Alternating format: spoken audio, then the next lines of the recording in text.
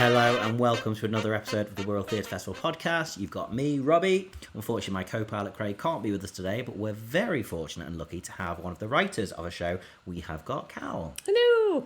So, Cal, as we've been doing with all of our episodes, first of all, just want to tell us a little about you and what you've done so far career-wise. Oh God, it's been such a long career, and I've done so many things. As you know, my job before the pandemic was running history workshops. It's kind of where we have a little link, don't we? It is. That's where we met. And then in 2020, something quite unfortunate happened, and I had to give that up.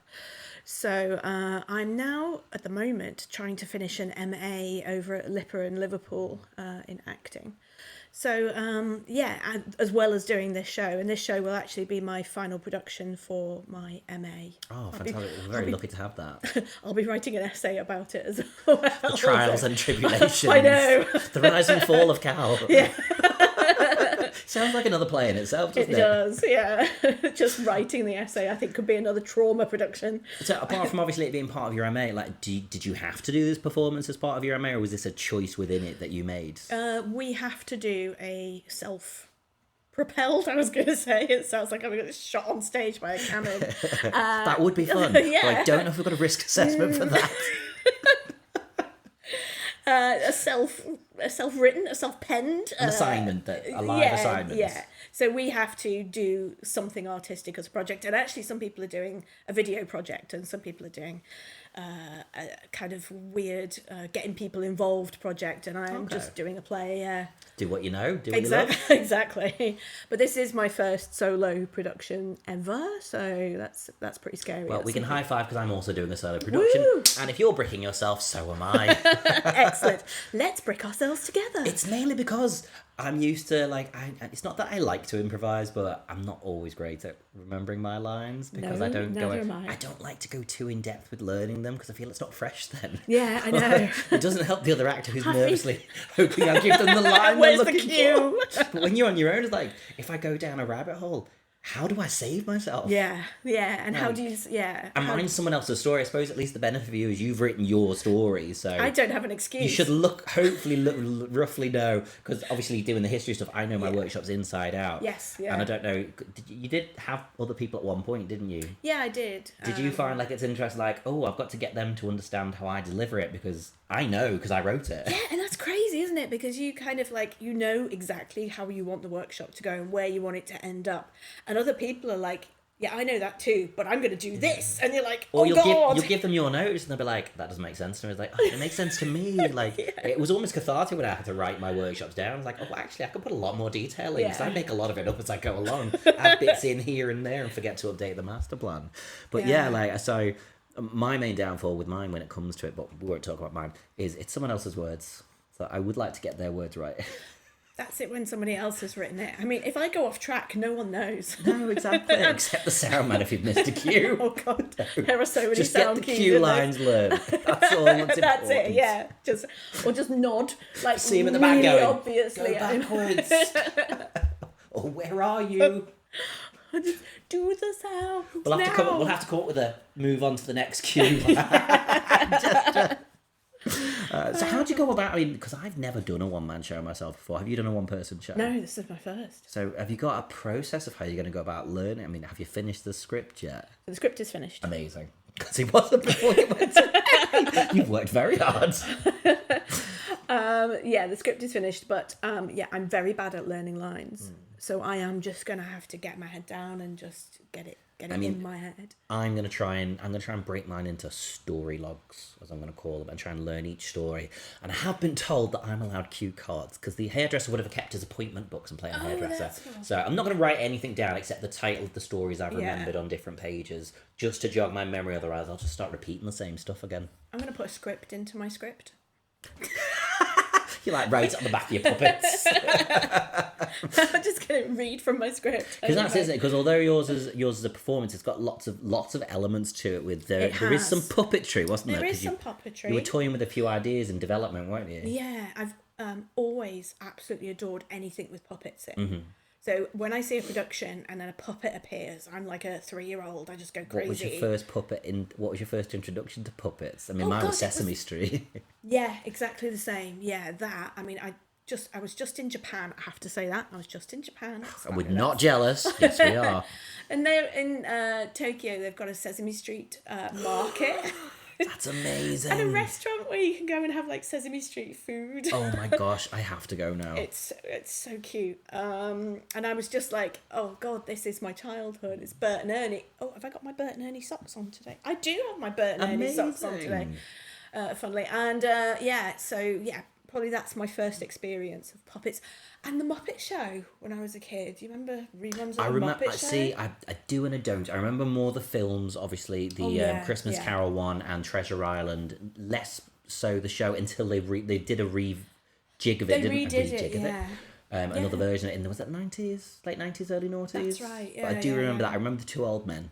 The grumpy old men. They were always my favourites. God, and now I'm trying to think of the name. Statler and Waldorf, yeah. I'll take your word for that. I've got no idea. I just remember them being really funny. Sesame Street aficionado here. So is it going to be a case of if something goes wrong, pull out a puppet? Yeah, that's exactly what's going to happen. And what are they? Are they like proper full puppets, or are they all different? So, this is going to sound weird, but each puppet represents a part of me. Mm-hmm. So they might be playing a character, but they're all created. And please don't get the wrong idea when I say this. They're all created from different parts of my body. Okay, so parts of your body inhabit the puppet alongside whatever's added onto it. Yeah. Interesting. For example, my hands are both puppets at some point. And I'm still not sure because even though I have finished the script, I'm still not sure if I'm going to have those puppets actually having a conversation. I'm doing my hand action as we speak here. Love it. Irish roots by any chance? A little bit. I think that's some of the joy of it being your own show and complete. You can play with it as much. You can play with it up until the night before if you want. No one's going to know. That's right. And the script is kind of a loose story of what happened to me between 2020 and 2024. Well, yeah, kind of up to now. So the title kind of starts long ago, doesn't it, really? Yeah, I mean, I started writing this play 2 years ago. So the first 20 minutes of it has been written for 2 years, and that's never kind of wavered from... Is that what you brought to the first rehearsal? Yeah, you said, I've done this much. That was 2 years' work ago. That was 2 years' work, yeah. I was impressed. I've been doing a lot in these last 2 years. I'll have you know, I've been doing an MA.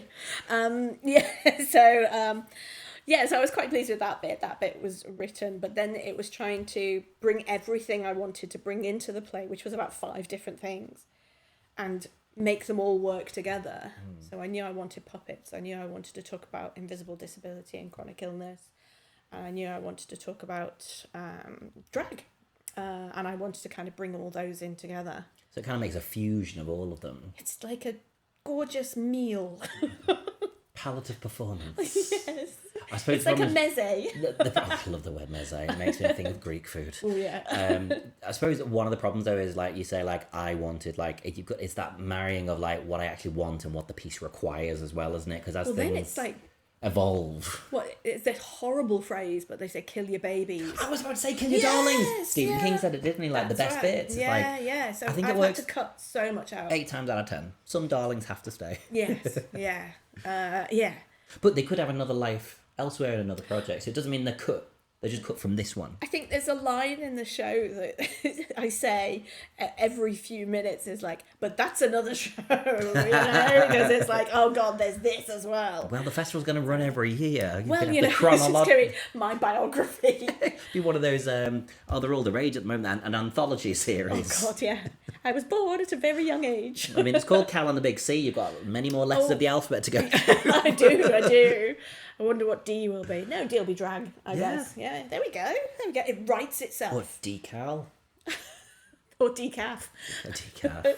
So, it's an unusual name. Cal, where's that stem from? Oh, it's just a shortened version of my birth name. Oh, fantastic. Yeah, I think it already kind of puts a connotation like, oh, I don't know anyone with that name who is Cal, what is Cal, because it may not necessarily be a person. You don't know till you go and see the show. Yeah, I could be a calorie.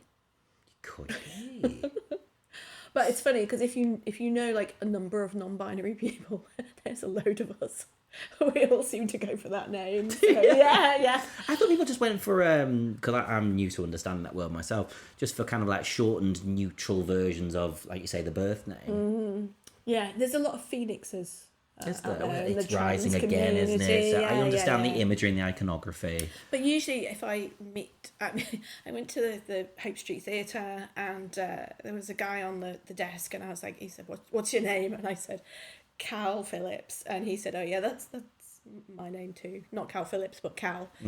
And he was trans, so there's it's interesting. Yeah. There's a lot of Cals out there. It's a new public world, isn't it? The non-binary and trans and all the other denominations within that one. Yeah, it's something I never knew there was a word for. Mm-hmm. So I was just carrying on with my little life, going, and when I was,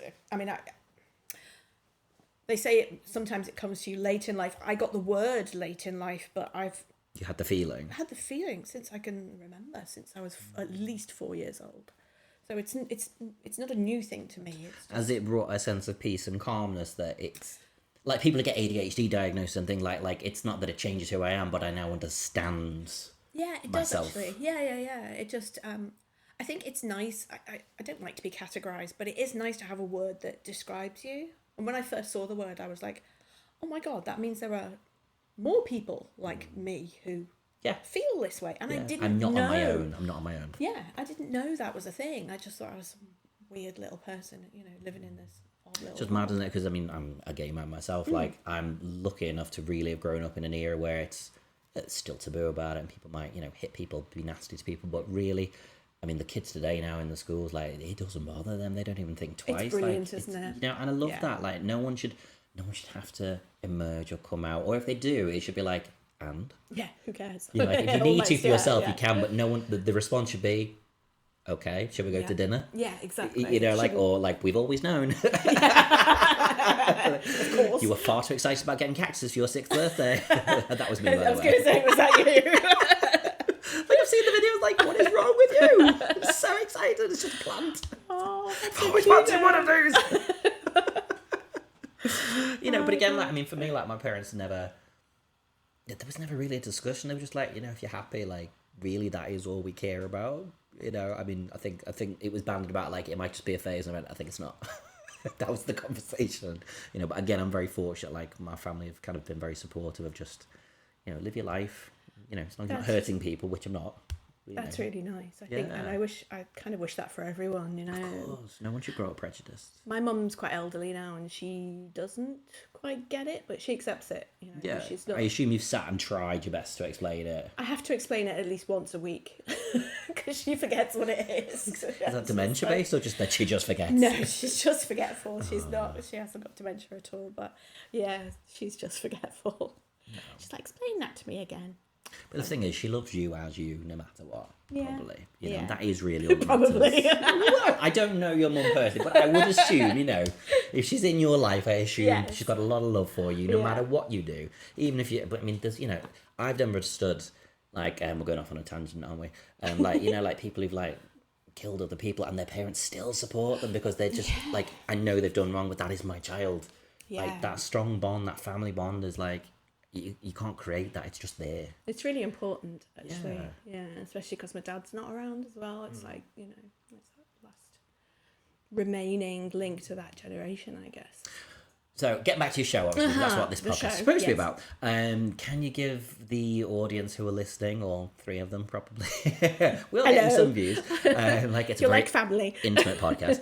Are there any things they can think to look forward to, anything that will kind of sell the show without ruining all of the content? Yeah, obviously it's called Cal and the Big C, so that might give you a massive clue about what it's actually dealing with.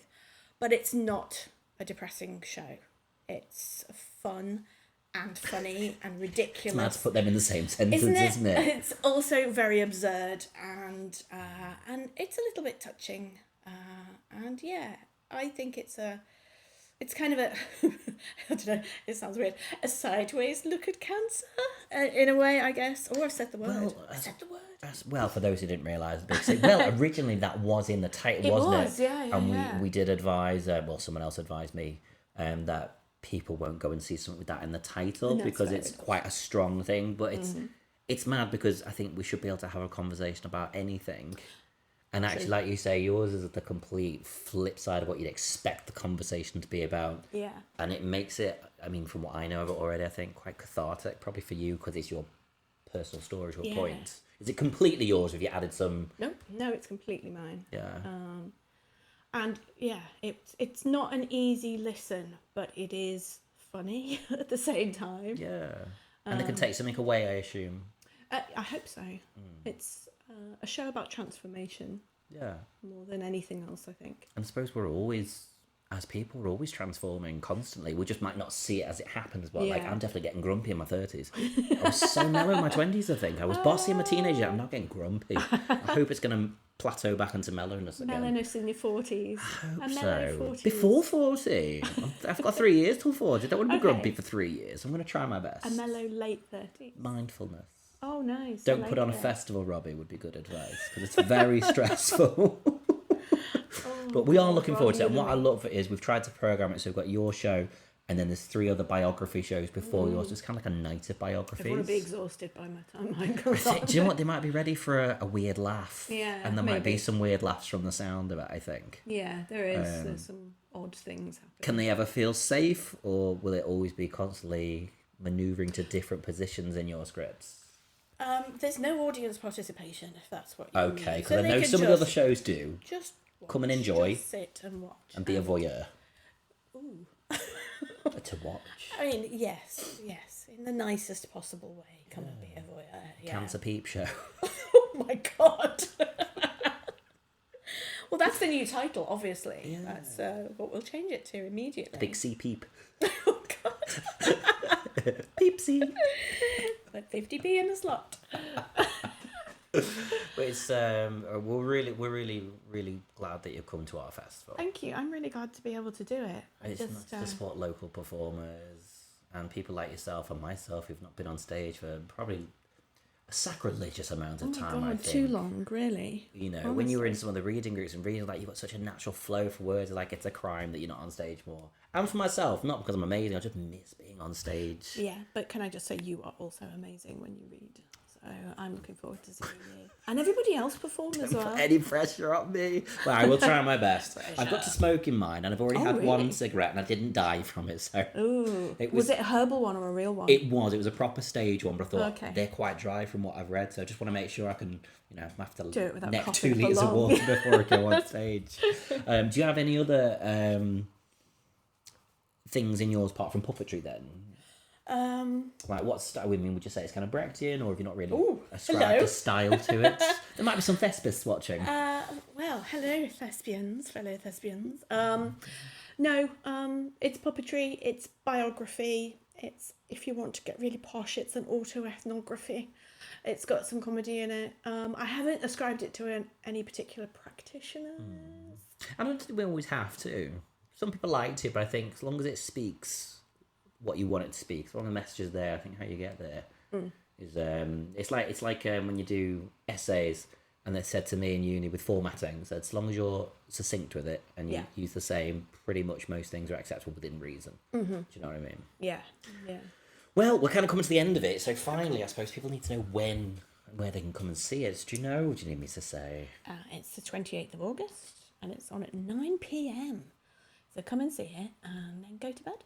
Yes. And you can have a drink before you come. If you want to see some of the other shows beforehand, you can also do that. Come and see all our biographies in one night. And you'll find out a lot about people. Yeah. But thank you very much for joining us on our podcast. You're very welcome. And we Thank look you. forward to seeing your show. It's bye for now, everyone. Bye.